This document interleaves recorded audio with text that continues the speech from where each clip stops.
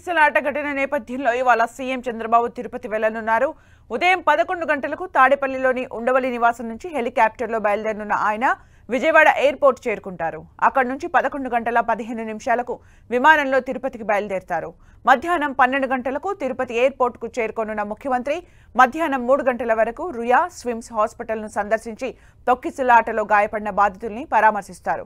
అనంతరం EO TTD ఆఫీసులకు వెళ్లి పరిస్థితిపై ఆరా తీస్తారు. ఆ తర్వాత 3 గంటలకు తిరుపతి ఎయిర్పోర్ట్కు చేరుకుంటారు. అక్కడి నుంచి విమానంలో తిరుగు పయనమవుతారు. 3 గంటల 45 నిమిషాలకు విజయవాడ ఎయిర్పోర్ట్కు చేరుకోనున్నారు చంద్రబాబు. అక్కడి నుంచి హెలికాప్టర్లో 4 గంటలకు ఉండవల్లిలోని నివాసానికి చేరుకుంటారు. మరోవైపు తిరుపతి తొక్కిసలాట ఘటనపై సీఎం సీరియస్ అయ్యారు.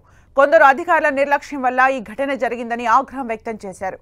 ఇలాంటి ఘటన మరోసారి జరగకుండా చర్యలు తీసుకోవాలని ఆదేశించారు. మృతుల కుటుంబాలకు పరిహారం ఇస్తామని తెలిపారు.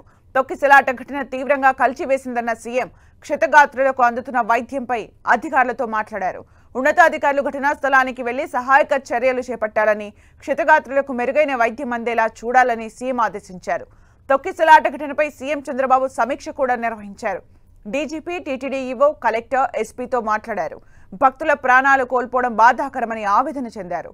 అధికారులు ముందు జాగ్రత్త చర్యలు తీసుకోవడంలో విఫలమయ్యారని ఆగ్రహం వ్యక్తం చేశారు.